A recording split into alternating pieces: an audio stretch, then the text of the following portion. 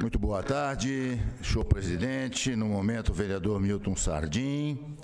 Muito boa tarde a todos os colegas vereadores, vereadoras. Saúdo também quem nos vê e nos ouve, pelo rádio e pela televisão. Cumprimento a todos. Tive a oportunidade, algum tempo atrás, de inclusive, na condição de presidente aqui da Câmara, assinar uma emenda à lei orgânica do nosso município para regulamentar e tentar fazer funcionar o que está previsto no artigo 195 da nossa lei orgânica, que é a possibilidade de realização de plebiscitos e de referendo. Se os senhores se recordam, eu já usei a tribuna mais de uma vez para falar sobre isso, a Constituição Federal do Brasil, no seu artigo 1º, quando se declara um Estado democrático de direito, a República Federativa do Brasil constitui-se em Estado democrático de direito, a gente explica, principalmente aos alunos de direito constitucional, que Estado democrático significa que ele é governado pelo povo.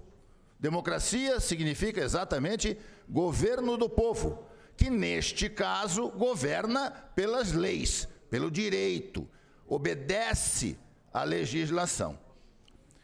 E o parágrafo único do artigo 1º da Constituição, já na abertura da Constituição, diz que todo o poder emana do povo, que o exerce diretamente ou através de representantes eleitos.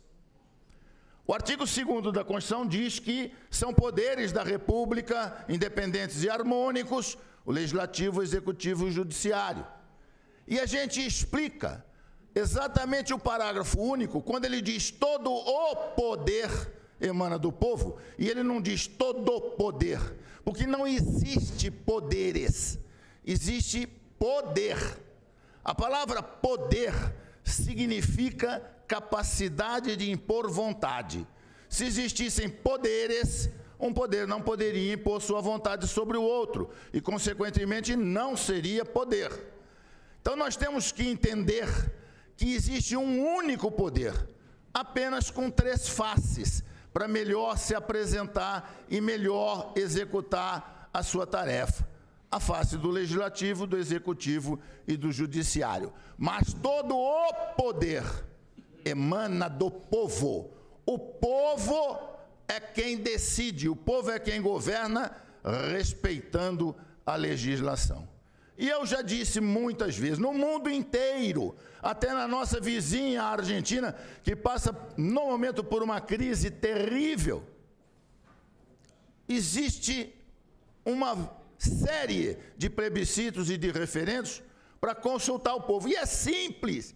Aqui nós propusemos, nós vamos ter eleição em outubro, vereador Milton Sardim. Era tão simples.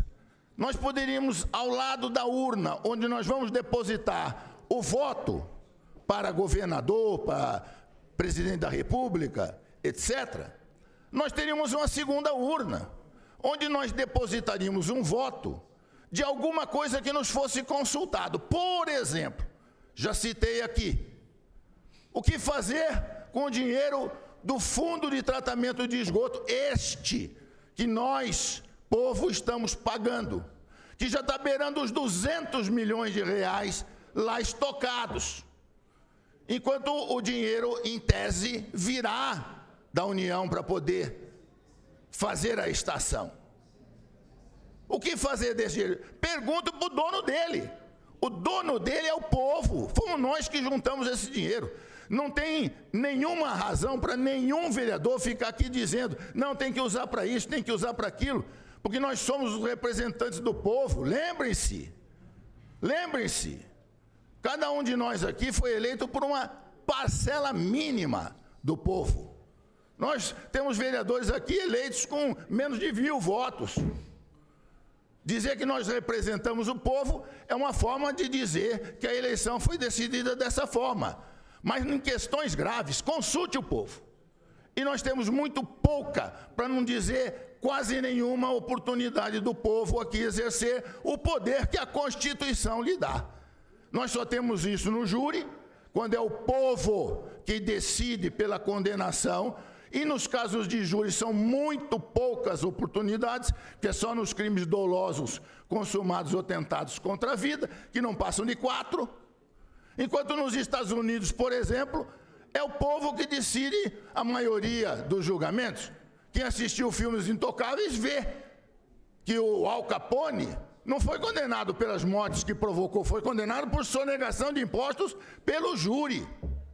Então é o povo decidindo, é o povo se manifestando, usando todo o seu poder.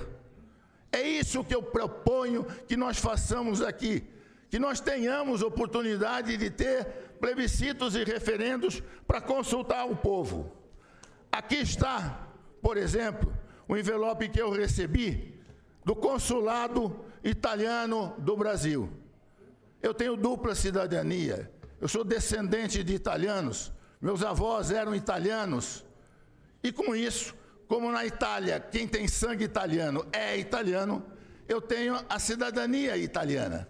Pois bem, a Itália me envia esse envelope, aqui no Brasil. Um envelope cheio de coisa. Tem aqui uma carta selada para eu mandar para eles a minha resposta. Tem aqui um outro envelope para eu colocar os votos. Tem aqui os votos. Olha os votos. São 5 perguntas que a Itália está perguntando para mim aqui no Brasil. E eu vou colocar nesse outro envelope. E depois eu envio isso para a Itália, o meu voto. Agora, os senhores querem saber o que eles estão perguntando para mim? A primeira pergunta se eu concordo ou não concordo que as pessoas que exercem cargos públicos, ao serem condenados, percam seus cargos. Lá, por exemplo, um prefeito, quando é condenado em primeiro grau, já é suspenso das suas atividades como prefeito. Eles estão perguntando para mim se isso deve ser mantido ou se isso deve ser revogado. Estão perguntando para mim também aqui se eu concordo que as medidas cautelares, aquelas de prisão preventiva, por exemplo, sejam diminuídas em relação ao que lá é hoje. Lá se pode fazer aplicação de medidas cautelares em várias oportunidades. Eles estão perguntando a mim se eu concordo que isso seja diminuído ou não. Perguntaram a mim, por exemplo, só vocês terem ideia das perguntas que são formuladas.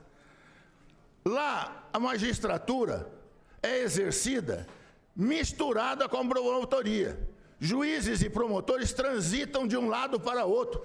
Se os senhores se recordam da Operação Mãos Limpas da Itália, foram magistrados, não foram promotores de justiça que fizeram todo aquele levantamento e produziram a condenação daquelas pessoas. Foram magistrados. Aqui isso é atribuição do Ministério Público.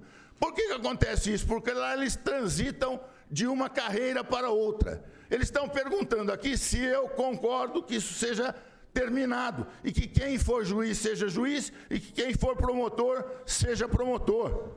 A quarta pergunta aqui, eles estão me indagando se a avaliação dos juízes, que é hoje feita só por juízes, poderia ser integrada também por professores de direito e por advogados escolhidos para fazer a avaliação dos juízes.